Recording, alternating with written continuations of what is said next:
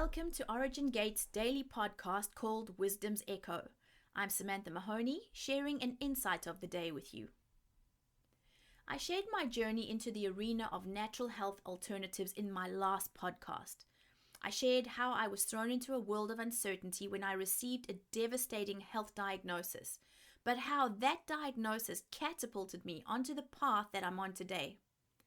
I was forced to update my knowledge, examine my mindsets, and change my habits. In all honesty, I can't say that I'm there yet, but I've covered a little bit of ground and I've seen some amazing results in my own life. The word says that we go through trials so that we can help those in any kind of trouble. That's quite a statement. In other words, what I go through is not wasted. It can be used to help others. We see this in action where, for example, someone loses a child to suicide. They turn their pain into something that produces hope and resources for somebody else. They may start a support group for other parents who are in the same boat, struggling to cope with a loss. Their pain produces something beautiful. This desire that I had to help those in any kind of need pushed me in the direction of becoming a certified health coach. Part of my training involved learning how to listen. And I say learning how to listen because listening is actually a skill. Most of us only listen to answer. In fact, when someone's speaking, we rarely listen to their hearts because we're concentrating so hard on how we can insert ourselves and our experiences into their story. Or we want to have a ready answer to their dilemma. We listen only to answer.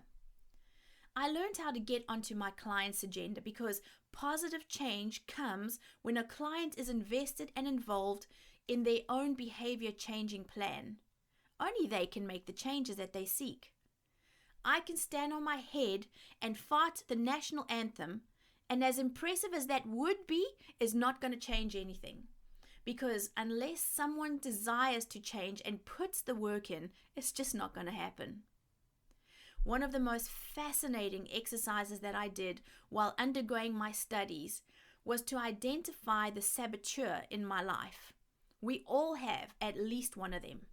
Another term you may recognize is a familiar spirit. I'm going to stick with the word saboteur for the remainder of my time with you today. What is a saboteur? In its simplest form, it's a person who deliberately damages or destroys things. Another definition is that it's a concept that identifies a series of interconnected thoughts and feelings that seeks to maintain the status quo in our lives. Another definition is that it appears as a structure that seems to protect us, but in fact it keeps us from moving on and getting what we really want in our lives. Translated into English, all this means is it's a constant companion whose voice echoes in our heads that justifies why we don't need to make necessary changes to our lives. Or it makes you fail just at the point of reaching a goal. It's the kind of voice that says, you don't deserve that. It also says, things are just fine the way they are. It says, you're not going to land that job, so don't even bother going through all the hassle of applying for it. Part of my homework on reflecting on the saboteur was to ask myself 3 questions. I'm going to share those questions with you because if you take the time to ponder them, you may learn some interesting things along the way. The first question is, when does your saboteur appear? The second question is, what has the saboteur stopped you from doing? And the third question is, what use does it have in your life? If I may be vulnerable for just 5 minutes, I'm going to share my answers to those questions with you, and you may recognize the voice of the saboteur in your life from my examples. I have 3 recurring instances where the saboteur appears. The first one is during exercise. So the voice usually says things to me during exercise. Yes, at other points in parts of my life it does, but it's mainly exercise. And this is what it looks like. If I set a goal for myself of doing 60 minutes of physical activity, when I reach about 50 minutes. That's 50. The saboteur says, you've as good as done 60 minutes. Now, I'll just be honest with you, numbers is not my strong point. In other words, let me give you an example of what I'm saying so that you can understand this. If you take your age now and you add 5 years to it, that's how old you're going to be in 5 years' time. Okay, so you sort of get where my genius with numbers sits. Okay, but I do know about rounding up to the nearest 10 or the nearest 100 and that kind of stuff. So in my mind, while the saboteur is talking, it says to me, 50 minutes is closer to 60 minutes than it is to 20. Just round it up and just say you did 60 minutes because you've just about done it. You did what you set out to do. Or if I'm doing high intensity interval training and I'm on the road walking and running. Okay, so I'll also just be honest. This doesn't happen too often because I can't stand running. In fact, I'm not wicked and that's why I don't run. What am I talking about? Okay, yeah. In Proverbs, there's a verse that says, only the wicked run when no one is chasing them. Okay, that's a true story, but I'm just making a joke with you now. But I will maybe go onto the road and I'll do a set of walking and sprinting, walking and running. I'll set myself a goal. I'll say I'm going to sprint from here to that red car down the road over there, which is about a 200-meter sprint.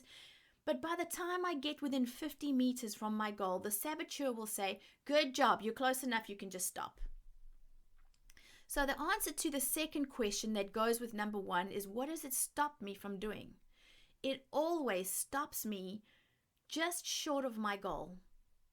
So I feel like I don't reach and I don't finish what I set out to do. The third question was, what use does this saboteur have in my life? This particular one, nothing. It's not useful to me at all. As I said, it's mainly during exercise, but for you, it could actually be when you set yourself a plan or an assignment or a goal to do, and you stop just short. You maybe spend 5 years going to get a degree, and you stop just before you get that degree. It could sabotage you from achieving different things. The second instance, I said there were 3 instances where the saboteur speaks to me. The second instance is in some social situations. So let me give you some background on that. If you know Grant and I, you know that we do a lot of public speaking. I honestly don't feel like I have difficulty relating to people or standing in front of them to teach. I feel very comfortable in the company of friends and strangers. However, if I'm a speaker at a conference, for instance, with a bunch of other speakers, and you know who we connect with, if you know us at all, the saboteur's voice echoes in my head and says, look who you're with. You don't have anything intelligent to say when you're with these guys. You know what? Save yourself from humiliation and just keep your mouth shut. And in those situations, I'll fade into the background and appear to be withdrawn to others. So the second question that goes with that is, what has it stopped me from doing? It stops me from interacting and being part of a group effort. It separates me. It singles me out. It keeps me from connecting, making those meaningful connections when I'm with others. Question 3 was, what use does this particular voice have in my life? Well, when I was doing the exercise, I thought to myself, I identified 2 purposes that it may have. The first one is to protect me from making a fool of myself, right? It says to me, keep your mouth shut, you don't have anything intelligent to say. So it would seem that it's actually protecting me from making a fool of myself. The second one is that maybe subconsciously it's protecting me from being drained. When you're with a few hundred people in a conference and everyone wants a piece of your time, sometimes it drains your energy. So while I'm working through this question for my course, I'm thinking, well, maybe the saboteur's purpose is to protect me. And that is protection. Stop me from being drained and stop me from making a fool of myself. Protection might seem like a novel objective of the saboteur, but the fact is, the saboteur is spewing lies to me. That voice is connected to an inferiority complex. Let's just be real about it. The truth is that what I have to contribute is valuable and it's worthy of mentioning. Now, I'm not saying this to be prideful. Anyone who came to me with the same scenario, I would say exactly the same thing to them. Everybody has a voice, and everybody's voice counts. The third instance where the saboteur will speak and where it appears is mostly in situations with close friends or relatives. Now, this doesn't apply too often when I'm talking with people that I don't know that well. Let me give you some background to this one. I feel like I do the most in my house, okay? I love what I do. I'm passionate about it. I feel like I have a good attitude to doing it, but I pretty much do everything. I do all the cooking. I do cleaning. I do shopping. I work in all of the businesses that we have. We have multiple income streams. I work in all of those as much as the next person does. I work outside of that. I mentor others. I'm involved in other people's lives. Again, I'm joyful about this, but I'm just painting a picture for you here.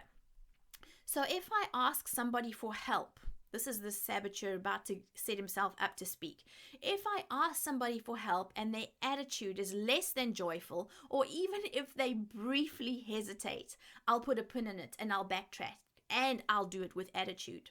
I'll retract the request for help and I'll just state I'm going to do it myself. And it's not very pretty. And you know what? Don't worry about it. I got it. I'll do it myself. I'm sorry I asked you. I will just back off now and I'll do it myself. Forget I even asked you about it. Does it sound familiar? So if Grant, for instance, explains to me, I hesitated because I didn't understand the request. I don't give him the benefit of the doubt to say that. I'm still going to stick with my original answer. I don't need your help. Don't worry about it. Forget I asked you. I'll cut off my nose to spite my face. I don't know if you've heard that saying before. So to answer question 2, what has this particular saboteur's voice stopped me from doing? It stops me from asking for help when I need it. It strengthens my belief and my argument that I can only rely on myself. Have you ever said these words about yourself or to others? If you want something done well, do it yourself, right? So that's what it's doing. It's stopping me from getting some help that I need. Question 3 is, what use does it have in my life? My initial response to this question was, it prevents me from being a burden to someone else. Doesn't that just sound like a bit of false humility here? If I'm being honest, and you be honest in your own, it's bollocks. It's not even truthful. The truth is, there's one word that sums up my attitude here, and that is stubbornness. True story. What does the word say about stubbornness? It says rebellion is as the sin of witchcraft, and stubbornness is as iniquity and idolatry. That comes from 1 Samuel 15:23, by the way. But if you were to take the time and ask these questions of yourself and answer them honestly, it's going to expose some roots that need to be pulled up. It's no good dealing only with the fruit that manifests in your life. Sure, we may pull the fruit off the tree for just a season, but if the root is still in place, that tree is going to continue to bear bad fruit in another season, and it's going to be multiplied. So once you've found the root, what are you going to do about it? In my coaching exercises, they phrase it beautifully. Determine to divorce yourself from that entity that stops you from accomplishing your goals and being the best version of you that you can be.